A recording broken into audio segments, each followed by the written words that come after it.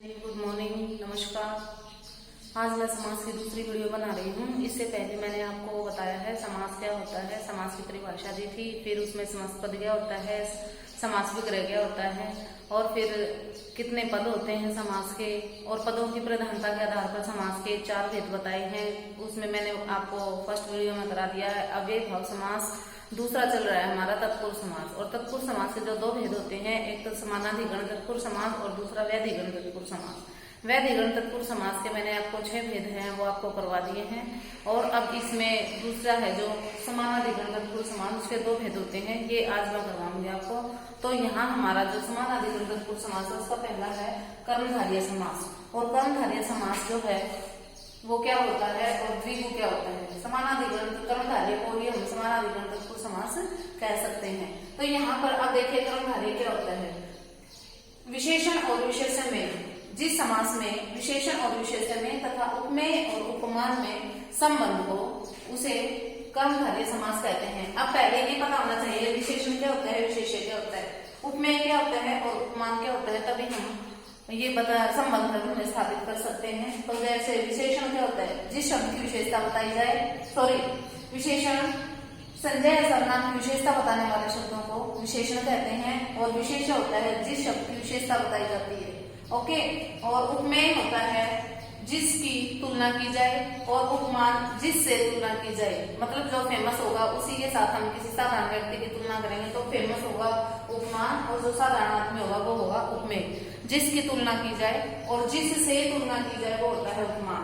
तो नेक्स्ट अब आता है एग्जाम्पल आएंगे। एग्जाम में कोई भी आते हैं, डेफिनेशन नहीं आती है जी, और उसमें आते हैं आपको समास पद दे दिया जाता है और समास विग्रह करके उसका समास का नाम बताना होता है। कॉम्पिटिटिव एग्जाम में भी ऐसे ही होता है, समास पद दे दिया जाता है, उसमें समास पूछा जाता है, इसमें समास बताइए कौन सा है। और जो हमारा समास होता है वो हम समास विग्रह के ऊपर डिपेंड करते हैं कि वो कौन सा समास है। समास विग्रह है उसका, समास विग्रह के अनुसार ही हम समास का नाम बता सकते हैं। एक समास पद में कई तरह के समास होते हैं, समास विग्रह के ऊपर डिपेंड करता है ये। तो यहाँ पर जैसे है काली मिर्च, काली है जो मिर्च, तो यहाँ पर देखिए ये विशेष्य है और ये विशेषण है। विशेष्य मिर्च की विशेषता क्या है कि वो काली है, ओके। लाल टमाटर, वहां पर क्या हो जाएगा, लाल है जो टमाटर, और समास कौन सा हो जाएगा, कर्मधारय समास। महापुरुष, महान है जो पुरुष, महान है जो पुरुष, समास कौन सा हो जाएगा, कर्मधारय। तो ऐसे ही हमने नोटबुक में भी ऐसे लिखना है, यहाँ लिखेंगे समास पद, समास विग्रह और समास का नाम। इस तरीके से 3 कॉलम बना लेंगे और उसमें ऐसे करके लिखते चलेंगे। और है नेक्स्ट है जेब घड़ी, जेब घड़ी, जेब घड़ी। अब इसके दूसरे तरीके का भी बन सकता है, जेब के लिए घड़ी, तो ये हो जाएगा हमारा जेब के लिए संप्रदान तत्पुरुष हो जाएगा, ठीक है। और जेब घड़ी, जेब में रखी जाने वाली घड़ी, जेब की है जो घड़ी, तो वो हो जाएगा हमारा कर्मधारय समास। और जेब में रखी जाने वाली घड़ी वो हो जाएगा अधिकरण तत्पुरुष समास। के लिए आ गया तो संप्रदान, में आ गया तो अधिकरण तत्पुरुष। और यहाँ पर जेब की है जो घड़ी, ठीक है, जेब घड़ी होता है, जेब की है जो घड़ी में पहचान होती है, जो आता है इसमें समास विग्रह करते हैं तो कर्मधारय समास में। नेक्स्ट एग्जांपल है जैसे नीलकंठ, नीलकंठ, नीला है जो कंठ। मृगनयन, मृगनयन, ये उपमेय और उपमान में संबंध है। ये विशेषण और विशेषण में, ये भी हमारा है विशेषण और विशेषण में।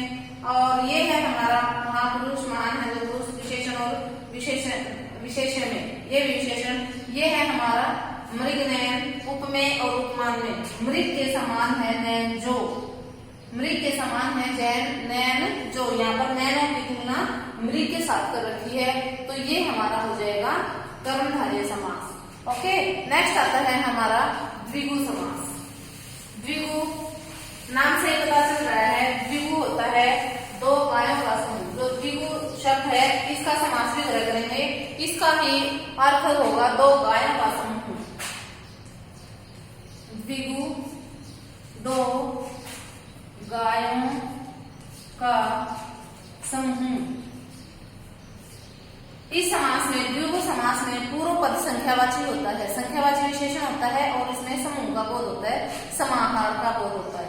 ठीक है। नेक्स्ट आता है इसमें द्विगु समास। एग्जाम्पल देखते हैं द्विगु समास के।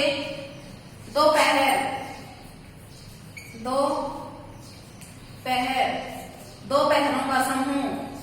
पंजाब, पांच आबों का समूह। चतुर्भुज, चार भुजाओं का समूह। चारपाई, चार पायों का समूह। पंचमुख। अब इसमें कई बार ऐसे होता है जो हमारे द्विगु में होते हैं वो हमारे बहुब्री में भी उसका समास वगैरह कर सकते हैं। ये जो हमारा पंचमुख है ये हनुमान जी के लिए प्रयोग कर सकते हैं। पांच हनुमुख जिसके अर्थात हनुमान जी, और पांच मुखों का समूह। यदि समूह का बोध हो रहा है तो द्विगु समास, और यदि यहाँ पर किसी विशेष को संबोधित करेंगे तो वो हो जाएगा हमारा बहुब्री समास। ठीक है। तो यहाँ पर ये हमारा था द्विगु समास। नेक्स्ट है कुछ और है तत्पुरुष समास, जो इसके भेद तो नहीं है लेकिन अन्य तत्पुरुष समास है। ये तत्पुरुष समास के ही भेद हैं। समानाधिकरण और व्याधिकरण समास से, तत्पुरुष समास से अलग है। नए तत्पुरुष समास, नए तत्पुरुष समास। अब ये इसमें कॉम्पिटिटिव एग्जाम में कई बार आ चुका है। इसमें से नए तत्पुरुष समास में ये बहुत कम बच्चों को पता होता है, अदर स्कूल्स में करवाया नहीं जाता है। तो यहाँ पर नए तत्पुरुष समास, इसमें क्या होता है, इस समास में मनाही, निषेध छोटी क्लासों में नहीं कराया जाता है, बड़ी क्लासेस में करा देते हैं। छोटी क्लासेस में नहीं करवाते हैं अदर स्कूल्स में, बड़ी में करा देते हैं। तो यहाँ पर इस समास में मनाही, निषेध और कमी, कमी को दर्शाने के लिए अ और अन उपसर्ग का प्रयोग किया जाता है। किसी शब्द से पहले अ या अन, जैसे अधर्म, अधर्म, नए धर्म, ये समास विग्रह हो गया है। ये है हमारा समास विग्रह। नए धर्म और समास का नाम हो जाएगा नए तत्पुरुष। जो हमारा समस्त पद होता है वो एक शिरोरेखा के नीचे होता है या फिर जो चिन्ह मिलेगा बीच में, ये है हमारा समस्त पद। अधर्म, अन्याय, कीजिए इसका समास विग्रह। अधर्म, अन्याय, असत्य, अनकही और अकथ्य, अकथ्य। ये मेन पहचान है। अ और अन उपसर्ग मिलेगा किसी भी शब्द से पहले, और समास विग्रह हम कर देंगे नए न्याय, नए सत्य, अनगही, नए गही, अकथ्य, नए कथ्य। इस तरीके से ये इसका समास विग्रह हो जाएगा और समास का नाम क्या हो जाएगा, नए तत्पुरुष हो जाएगा। ओके। नेक्स्ट आता है हमारा, इसमें सेकंड आता है अलुक तत्पुरुष समास। अलुक,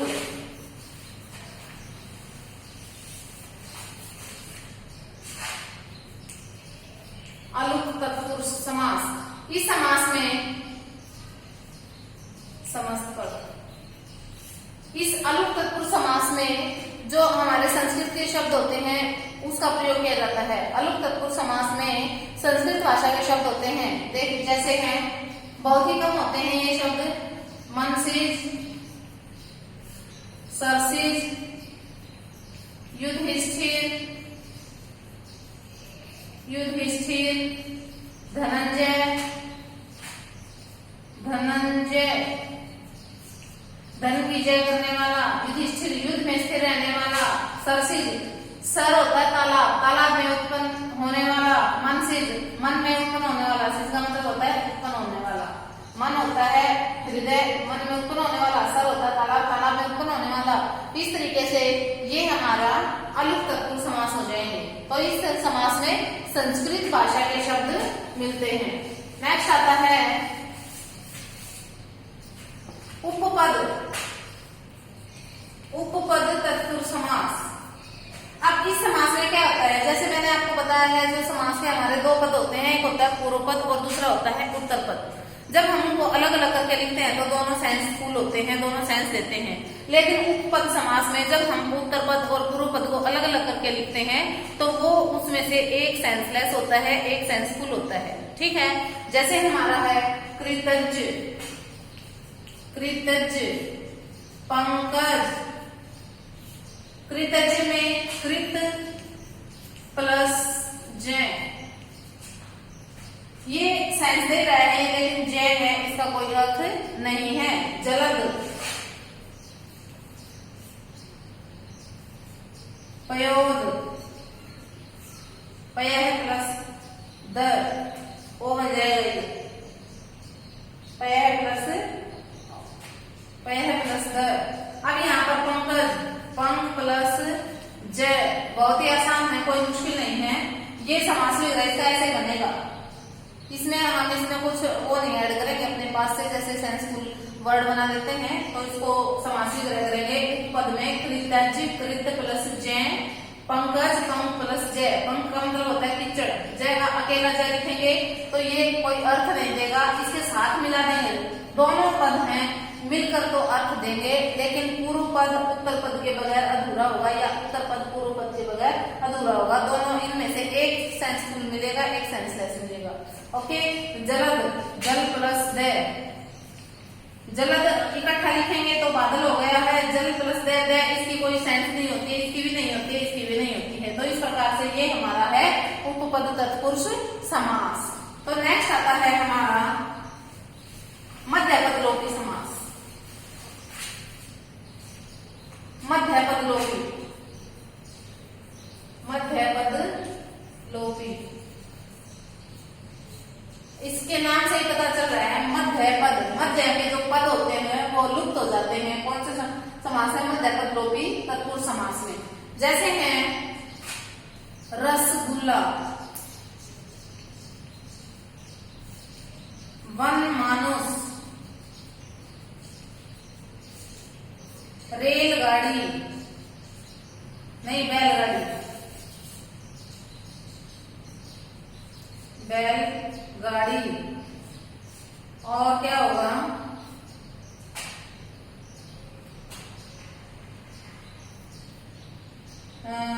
दही बड़ा। देखो कभी मुंह में पानी आ जाए, रसगुल्ला भी आ गया, दही बड़ा भी आ गया है। ठीक है, तो यहाँ पर अब आएगा रसगुल्ला, इसका समास भी करेंगे। रस में, रस में डूबा हुआ गुल्ला। अब ये और ये दोनों मिलकर क्या बन रहे हैं? रसगुल्ला। और ये मध्य के पद हैं वो लुप्त हो गए हैं, इसीलिए ये हो गया हमारा मध्यपद लोपी समास। तो यहाँ पर पूर्व पद और उत्तर पद के मध्य में जो भी पद आएंगे वो लुप्त हो जाएंगे। कौन सा समास में?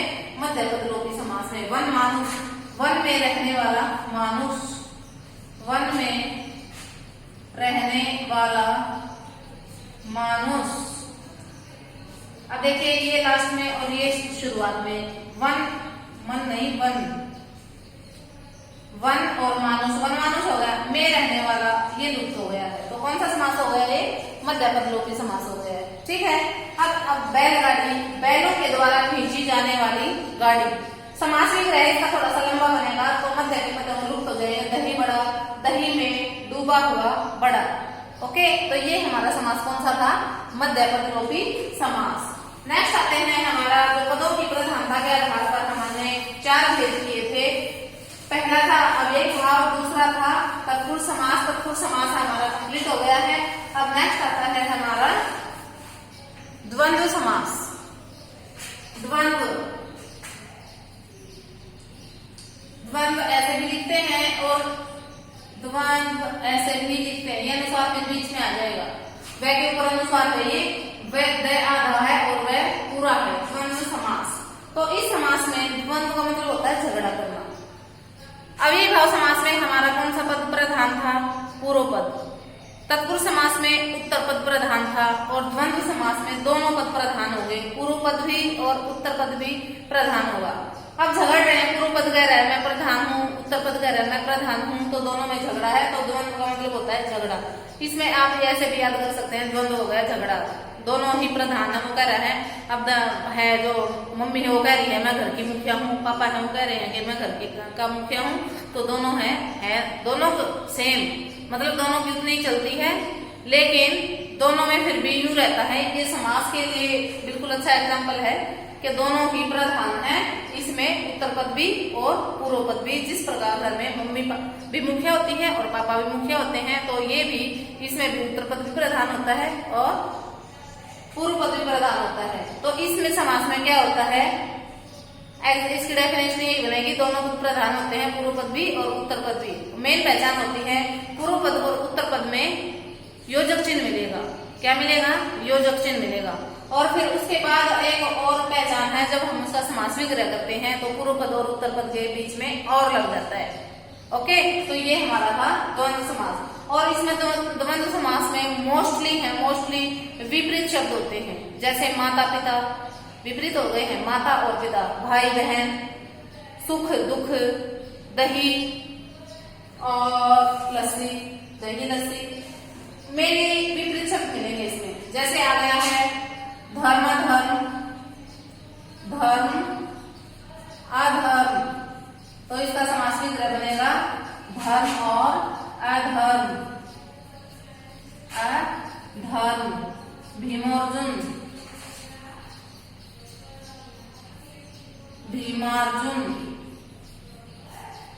एक शिर रेखा के नीचे है, ज्यादातर ये होता है योजक चिन्ह मिलेगा, योजक चिन्ह नहीं है तो एक शिर रेखा के नीचे भीम और अर्जुन। कौन सा समास हो गया? ये द्वंद्व समास हो गया है। नेक्स्ट आता है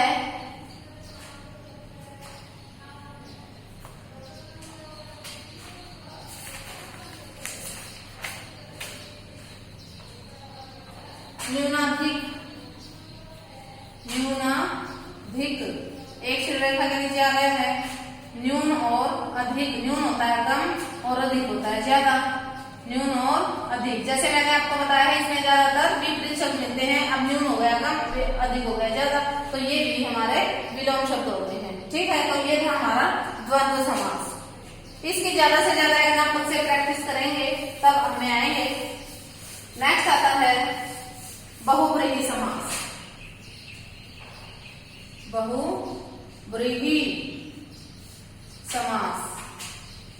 बहुव्रीहि समास में क्या होता है? बहुव्रीहि भी होता है, बहुव्रीहि भी होता है। तो बहुव्रीहि समास में क्या होता है बेटा? बहुव्रीहि, इसमें न तो पूर्व पद प्रधान होता है न ही उत्तर पद प्रधान होता है, बल्कि दोनों पद मिलकर किसी तीसरे पद को प्रधान बनाते हैं।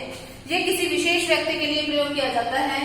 इसमें न पूर्व पद की प्रधानता न उत्तर पद की प्रधानता, दोनों पद मिलकर किसी तीसरे पद को प्रधान बनाएंगे। ओके, तो यहाँ पर अभी एग्जाम्पल से हम देखते हैं कैसे है ये बहुव्रीहि समास। जैसे है दशानन, ये इसमें देखो वैसे ये पूर्व पद संख्यावाची भी है। 10 आननों का समूह, आनन होता है मुंह, इसका हम समास विग्रह के ऊपर डिपेंड करेंगे। ये वैसे दशानन है, इसमें रावण को बोलते हैं, तो अर्थात रावण 10 है आनंद जिसके अर्थात रावण, वो समास हो जाएगा बहुव्रीहि समास। मुख्य जो इसमें समास है वो बहुव्रीहि समास है। दशानन 10 आननों का समूह, समास विग्रह से करोगे तो उसका नाम लिखोगे द्विगु समास। ओके, तो मुख्य है बहुव्रीहि समास, 10 आनन है जिसके मेन पहचान इसमें होती है, जिसके अर्थात लगाया जाता है, किसी तीसरे की तरफ संकेत किया जाता है इसमें। ओके, पीताम्बर।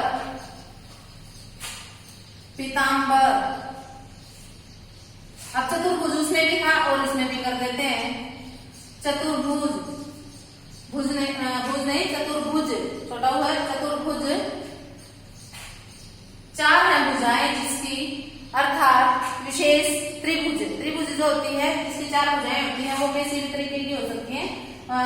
जो हमारी भुजाएं ये त्रिभुज होते हैं वो विभिन्न आकृतियों के होते हैं। तो इसमें चतुर्भुज 4 है भुजाएं जिसकी अर्थात नहीं, चतुर्भुज से भी कह सकते हैं गणेश जी को चतुर्भुज। भुज होता है भुजाएं, 4 है भुजाएं जिसके अर्थात गणेश जी। इस तरीके से यहाँ पर उस चतुर्भुज की तरफ नहीं जाएंगे जो आकृति है, यहाँ पर ये चतुर्भुज है वो गणेश जी के लिए आया हुआ है। ओके, अष्टाध्यायी 8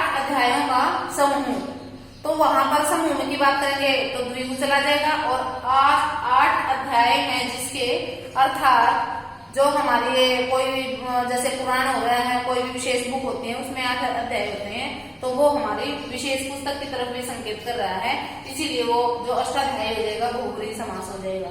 मेरा कहने का तात्पर्य ये है, जो हम समास का नाम लिखते हैं वो समास विग्रह के ऊपर डिपेंड करता है।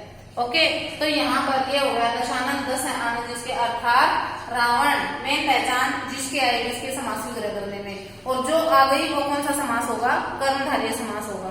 ओके, नेक्स्ट आता है इसमें एक दंत पूर्व संख्यावाची भी है, ये हमारा द्विगु भी बन सकता है, लेकिन ये एक दंत है वो किसके लिए प्रयोग किया जाता है, एक दांत का तो समूह होता नहीं है, लेकिन ये पूर्व संख्यावाची है। संख्यावाची के हिसाब से देखें तो ये चला जाएगा द्विगु में, लेकिन ये एक दंत है वो गणेश जी को बोलते हैं, अर्थात गणेश जी आ जाएगा। एक दांत है जिसका अर्थात गणेश जी। ओके, समास कौन सा हो जाएगा, बहुब्रीहि समास। तो ये थे हमारे समास, टोटल जितने भी हैं 4 भेद हैं पदों की प्रधानता के आधार पर। अब कई बार ऐसा होता है डिफरेंस आ जाता है कर्मधारय समास में और बहुब्रीहि समास में, द्विगु समास में और द्वंद्व समास में। अब जो दोनों में नाम एक जैसे से लगते हैं, द्विगु और द्वंद्व में कई बार कंफ्यूजन हो जाती है, तो नाम से देख लो। द्वंद्व का मतलब होता है झगड़ा, ठीक है, जब झगड़ा हो गया है तो तभी माइंड में आएंगे विपरीत शब्द आएंगे। ओके, तो वहां पर है उसमें दोनों पद प्रधान होंगे। और द्विगु मतलब 2 गायों का समूह, और वो हो जाएगा हमारा पूर्व पद संख्यावाची होगा। ओके, तो ये थे हमारे समास, जो इसकी अब एक्सरसाइज करेंगे तो बिल्कुल अच्छे से, बहुत अच्छे से आ जाएंगे। Okay, thank you.